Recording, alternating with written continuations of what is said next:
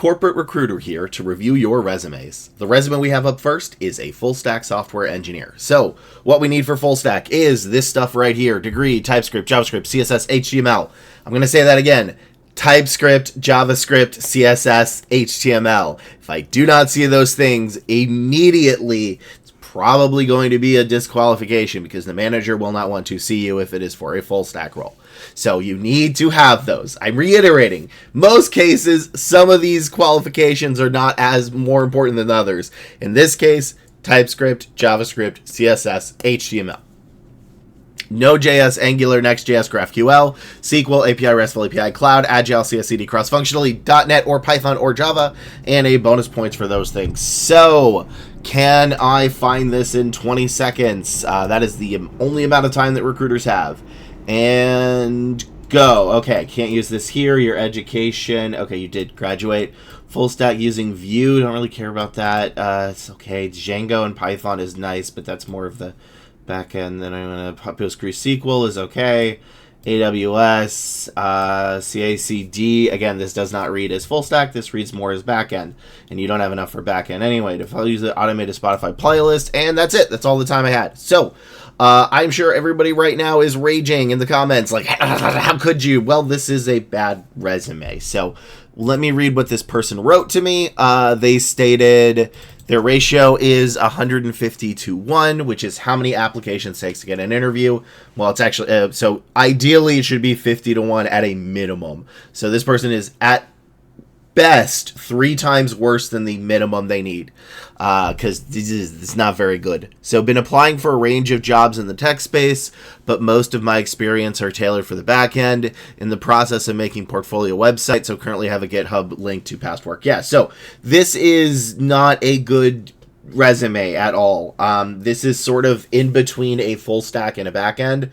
Yes, I know what that sounds like. I am aware that full stack does in fact mean back end and front end, but when a company is hiring for a full stack dev, they have certain qualifications that they want, i.e. these things.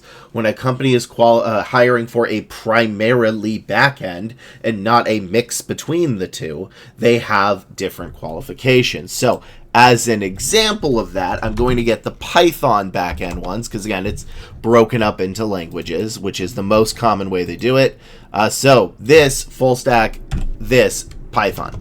And you are close to having enough stuff for Python, but you don't have enough, right? So this is why you need to make sure that your resume is tailored to a job title that you're going for, not the job itself. Never tailored to the job itself, tailored to the job title. So in this case, you would want a full stack resume and a back-end Python resume, which again, because you only had about 40% of what I need for back-end Python and close to about 40% of what I needed for a full stack. So this is part of your problem. You put it up here, right? Skill sections don't count.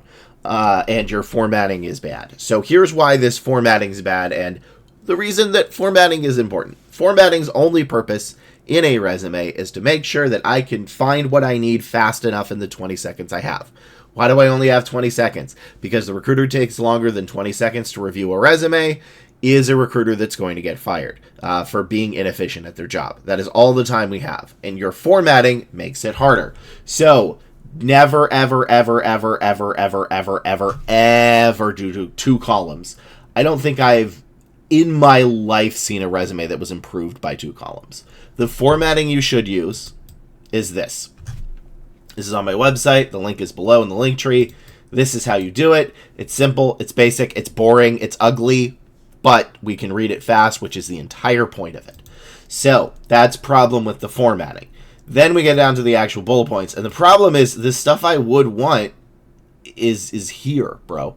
And you didn't show me that, right? You didn't even show me JavaScript either. And if you're going for a full stack role or a front end role, you need JavaScript, CSS, and HTML. I cannot impress upon you enough how much you need that. Everybody's like, well, that's so basic. Yeah, it is basic. That's what a resume is. A resume's only goal is to show that you meet the basic bare minimum qualifications. And this does not. This shows me that you meet like 50% of the qualifications, and I need 75% of these to move forward. So next time, when you redo this resume, I'm going to need you to make it relevant, because there's a lot of this stuff that I don't actually need. Like, these are not terrible bullet points, okay? The problem is there's a lot of fluff in them, and they're too long and cumbersome. Like, you should have about 3 of these per bullet point, and I see about maybe 1 of these per bullet point at best. And then, like, what is built key models for Zoo Finance Tool, ZFT, including Pageant tables, authentications, and API? I mean, API is something I would want, and that's it. Helping bring the project to MVP, improved client billing. I don't want that. Like, I want you to say, develop the full stack web feature using JavaScript, HTML, CSS, Python, and SQL in an AWS environment. And then the next one can be about Git, GitHub, and maybe CI/CD. And then the next one is going to be about Agile and maybe something else that you have that you did not include. So this is why you're having difficulties getting an interview. Is A, never use 2 columns. It's really, really, really bad. And B, you don't show you meet the minimum qualifications. You're like almost there, right? 40 to 50%, but you don't show enough. So focus, and then you will get a job. Because I'm not saying this to be mean. I'm saying this so that you hear what your resume reads like to people that have only 20 seconds to review it and are working in multiple industries at the same time, so that you can get a job. And I want you and everybody else who's watching to be employed. So if you need more help, you can always join my live stream every Monday, Wednesday, Friday at 11 a.m. PST at twitch.tv/headlessheadhunter. And, you know, please like, comment, subscribe. That really helps me out. And share it with your friends and family. And let's go to the next video. We have here a analytics engineer. And what we're going to be looking for in an analytics engineer is degree, SQL, Databricks, PySpark, data engineering, SDLC, building, testing, coding, Python. Basically, can you code? They want to make sure you can code. Cloud, BI tools and data visualization tools such as Tableau, Looker, Power BI. AI, just some of it. You don't want to like cram in your entire resume in AI, but I'd like to see a little bit of it. CI/CD, large data sets, cloud, which, did I say that already? Yes, I did. Said it twice. Data set management systems like MongoDB, Microsoft SQL, ability to work with both technical and non-technical stakeholders, i.e., can you explain this to a non-tech person who has no idea how to turn on their monitor? If yes, and I can see you've done that through your resume, you are ahead of the pack. And extra credit is going to be ETL, ELTR, and data governance. So, can I find this in 20 seconds? Well, let's find out. And go. Okay, good. I like to know this part. Education is good. Certs, maybe. Architected analytics for reporting in Azure, Fabrics, and Databricks. Build data models in ETL using Azure Data Powered Quarks. Applied clustering index. Okay, collaborative functionally. This is okay. This is... Man, that 20 seconds went by fast. I think you're on the right track, right? Like, this is not a burn this resume to ashes. I think you are on the right track. It's just everything about this is a little off. So let me read what you wrote. And you said, "Hey Lee, I'm looking for this position. I haven't started applying for roles yet. I'm finishing up my master's and I'm planning on start applying next month or as soon as I get my resume good to go." Okay. So you may still be a little early, right? Because again, like most companies will want you to start about 3 months in advance. So March. You may not have any real super success until March, just because, you know, it's a little early unless you're doing the school part-time and you can say that. So I would caution you for that.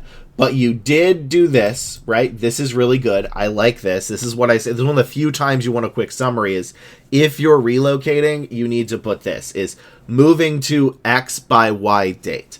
In fact, what I would do is don't even put the Boston.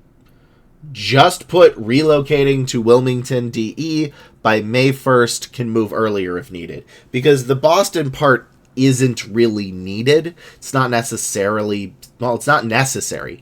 So, because you're going to be moving from there anywhere, unless you're applying to roles in Boston. But if you're applying to roles in Boston and they see you're going to move, they probably won't like that. So, quick note on that. Your formatting is almost right.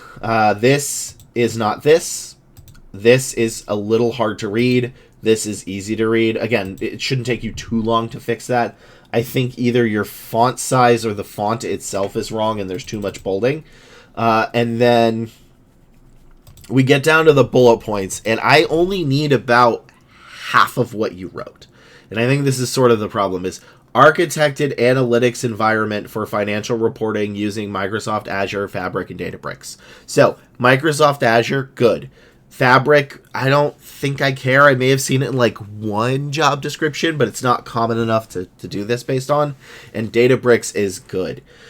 Plus, there's a bit of an issue here. One of the things I want to see is you can explain this to non-technical people. And like, what is architected analytical environments for financial reporting? I don't know if they're going to necessarily care. And also, what was it used for, right? Like, you didn't tell me what it was used for. You just basically said, I architected financial reports. Okay, well, like, what type? What industry? What were they used for? Who used them? That kind of stuff. This is the stuff we need, and this is where we want to focus less on how you got the data and more what you can do with the data. Then this, built data models, good, and ETL pipelines. Okay, again, it's extra credit, but I'd prefer the other stuff first. But still, okay, using Azure data, you already have an Azure up here. I don't know if you need to double it up. Power Query, I saw in like one role again. Like, I need some of the other stuff. Spark, PySpark, okay, good. And then, again, here, like, why is this relevant, right? Pile, increment, or refresh, partitioning, clustering, and index strategies for optimal query performance. What does that mean? Why did you do it? I don't know. You didn't tell me. Collaborated cross-functionally with finance team. Weirdly enough, collaborating cross-functionally may not be something I super need from this. It's not bad. It's kind of like an evergreen one. And agile is nice to have. And this part is nice. It just, again, it's not really this. You're like so close to what I'm actually looking for, but you're not there. It's kind of like, this is a LaCroix resume, you know? Like, the flavor was in another room when they bottled the drink. Also, I love LaCroix, but still, we all know their flavor is practically not there. It's like bubble water with the thought of a flavor in it. And that's kind of what this is you're very close to what I want, but you're not there. And here, analyze large data sets and community insights to non-technical stakeholders. Good. Python, SQL, Excel, Power BI, supporting financial world. This is perfect. This should be your first sentence. I don't think there's much I need to change. This is what I'm looking for. This is what you've been sort of hinting at through here. This is exactly what I want. Yeah, this alone could get you interviews. Establish data governance. Okay, good. Data governance was something we may want. Using Microsoft Purview. I don't know if I need it. Define data lineage controls. Yeah. So, again, not like a horrible, awful, disgusting resume. It's just you need a little bit more of this stuff and to remove a little bit of the fluff. And I want you to write the rest of your resume like this, because this is like an ideal bullet point. I don't really have any notes for this. This is perfect, hits most of the points I'm looking for, and it should be first, and I need you to write the rest of them like that. So overall, while this does fail, it's not the worst ever, and it should not take you more than an hour or two to fix it. And then when you start applying, most likely within about 3 months of you actually wanting to start, you will start getting a ton of interviews. So, next resume. This is a admin assistant, receptionist, front desk. They kind of all go by the same names. So what we're looking for in a receptionist or admin assistant is education. Again, I want to make sure you've gotten at least a high school diploma. Some of them want college. Most of them want at least a GED. So I'm going to need some education there. Outlook, MS Office, Excel, Word, PowerPoint, PDF. That is in every single one of them. Customer service. They want to make sure that when you answer the phone or greet people in person that you're not going to just slap them verbally in the face. Zoom, Microsoft Teams, multitasking, attention to detail, no spelling errors. So normally, like if somebody makes a mistake on a resume in spelling, it's fine. People get way too critical about that, and I think there are definitely some people that will nitpick, but in most cases, most recruiters, if you have an error on your resume, it's not actually a huge deal, right? Like, things happen, except in industries where high grammatical attention matter. In which case, admin assistant, that would be a disqualification because you cannot have any errors in your spelling or grammar in general. Same probably with software engineering because they're very particular. But so make sure your grammar is very, very good. Cool, that was not actual grammar. Zoom, Microsoft Teams, multitasking, attention to detail. Oh, jeez, I just said it. Oh boy. Setting up meetings, editing, calendar management, travel arrangements, and executive stuff. Can you believe I used to do this despite my lack of attention to detail right now? So that's kind of all we need. This person said they have a 1 in 50, which again is like the bare minimum, which isn't too shocking. There's actually kind of a lack of people that will do this job, which, I don't blame you. It's a pretty tough job. And, I'm going to actually make the assumption based on the job market for admin assistants that you want more than 1 in 50. So I think this is a slightly worse than normal 1 in 50, but it might pay picking up at least a couple of interviews, unless they were wrong about their ratio, which I can't really tell if somebody's lying on like that. So 20 seconds. Let's go. Degree. Okay, good. Reading, redlining. I don't know what's this reason. Okay, don't care. That's actually good. Don't know what that is. Don't care. Interesting. This actually isn't terrible. Customers and process payments. This is actually just probably the equivalent of like a real run at 1 in 50. This is not terrible. They told me sort of what they did. Like, it could definitely be better, to be clear. But this isn't bad. So here's how I would improve it. A, fix the formatting. Should look like this. B, I don't know if there's anything here that's super relevant. But I think you should delete this, but keep this. All right. So this is a bit weird, but like, you're showing here that you mark differences between documents and stare and compare assignments. I don't know what stare and compare assignments are, but I do know documents and marked differences. So I actually want you to expand upon that just a little bit, and that could be a bigger sentence. So just like, mark differences on different Excel sheets between grammatical accuracy and blah, blah, blah, blah, blah, blah. That actually could be a couple of keywords that you're looking to put in there. Then here, purchase small items such as business card using a P card.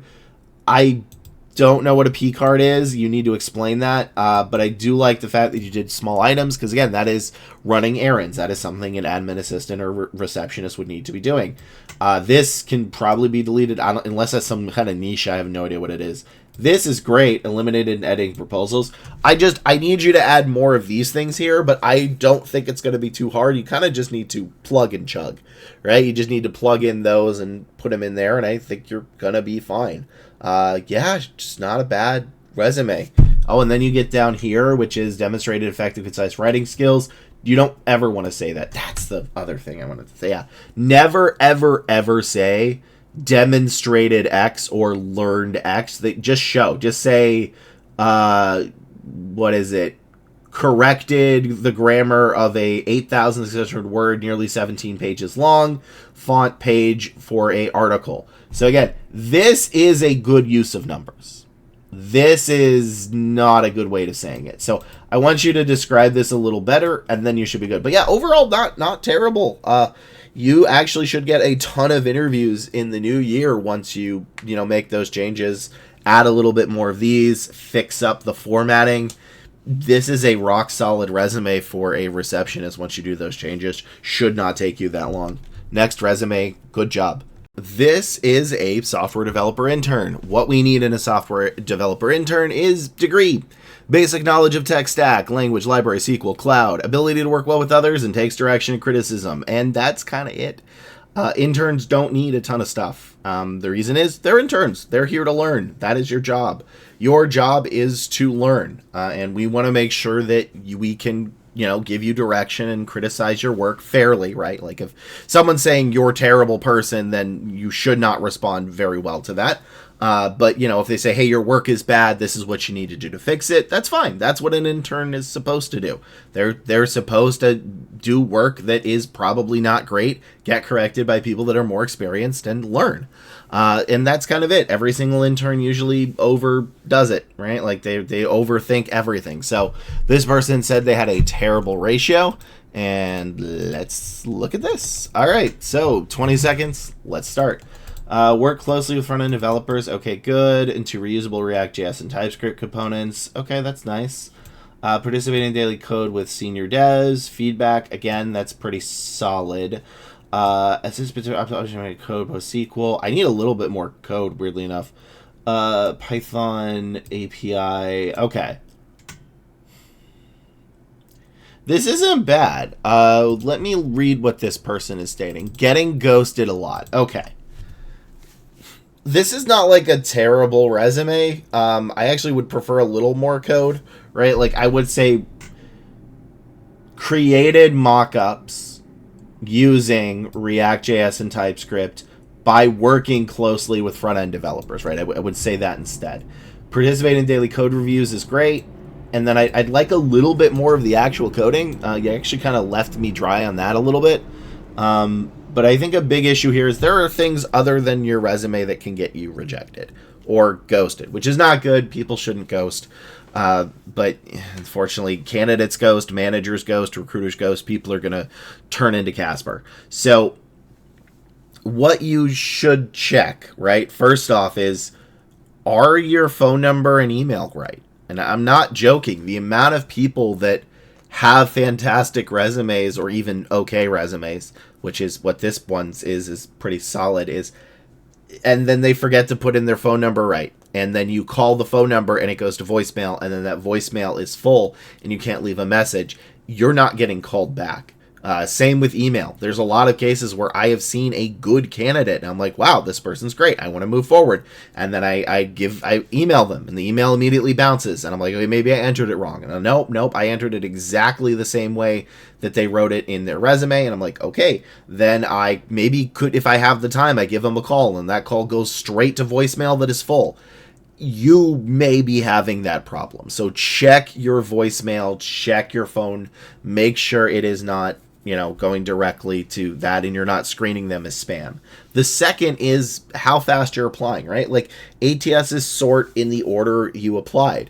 And if you submit a resume and you're number 180 in line, well, you're probably not going to get seen. So make sure you apply early. So those are the things I think you should check. A, double check your contact information. B, fix your formatting. C, make sure you're applying to roles and you're within the first 100 that have applied. Because that is probably what's going to give you an issue. Also, no, that's an intern. Yeah, I think this might be the fact that your information isn't correct. Double check that. Make sure you do it in the order. Otherwise, I think you need to add a little more code up front, right? Like, it's a little lacking in this first one. I think you could put all the code in the first one and tell me a little bit more about what you did with the code. But this is a good bullet point. I like this one. Let's see. Is there anything else here? No. I think it's probably the fact that something is off about how you're applying. So let's go to the next resume. This is a software engineer backend / full stack. Nope. No, it's not. Remember, you got to pick a stack. And if you pick backend, you also have to pick, Java or Python or Java or Python or C#/.NET. I don't know where TypeScript came on. So this is just going to be a full stack software engineer. Again, pick a stack for each resume. Same with everybody. Pick a job title for each resume. All right, so you know what we need. Same thing as the last one. Oh, like last two, whatever. Y'all know what it is. And what is their ratio? I should look at that first. Their ratio is abysmal, over 150 to 1. So I'm not going to find what I need. That's usually what that means. And go. Okay, formatting's bad, but you have a degree. Can't use anything here. Led 20 students, so I don't care. Python, Skibbity Learn, and TensorFlow is nice. Not for full stack, really. Get especially with pandas, NumPy. Okay, don't care about models, code template. Excuse me, what is this? I don't care about. Built a full stack platform. Okay, good with Python and React. Revealing social sentiment trends. Okay, that's it. That's all the time I had. So, what does it say? I'm looking for entry-level new grad positions. I've applied to many jobs with only one real interview. Yeah, this is not a good resume. It's much closer to a back-end Python one, I will say. I don't have much experience besides machine learning instructor, which is not completely related to what I'm applying to. So, yeah, this is part of the problem is I don't see what I need to see to move you forward as a full stack, and I don't see what I need to see enough of to move you forward as a back-end Python developer.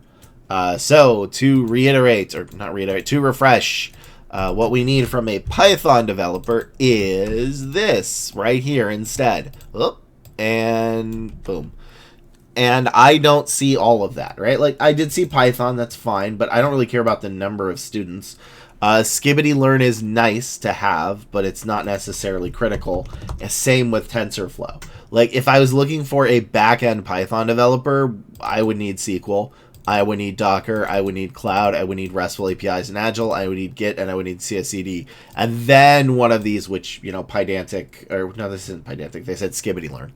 Scikit-learn would be one of these instead. So you don't have enough of it. Again, you made the mistake of writing it here, which is irrelevant to your resume. I cannot use anything there. If you send in a resume of somebody that only has it in the skills section, you are going to be in for a bad time as a recruiter. So, you said you're full stack. All right, where's the JavaScript? Besides here. All the way down there. No, again, this doesn't count either. You have to put it here. If it's... this is the part that I've always been kind of like... not interested in, but like confused by is... everybody sort of knows they're important, but everybody puts them everywhere but where we need them. I can't use them anywhere unless they're in the highlighted portion, right? Or obviously under experience as well. It would be fine. Projects, experience, internships. But everybody puts them like here, or here, or here, or under this, when nobody puts them in this itself, right? And they fill it with these weird percentages, like... I will challenge you to find a job that one of their requirements is reducing API calls by 70% with query catching and fast API.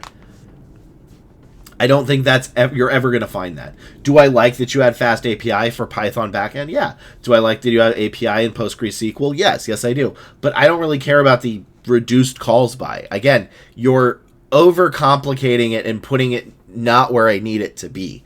So please, please, please, please, please, please, please, please put this stuff in here. In here.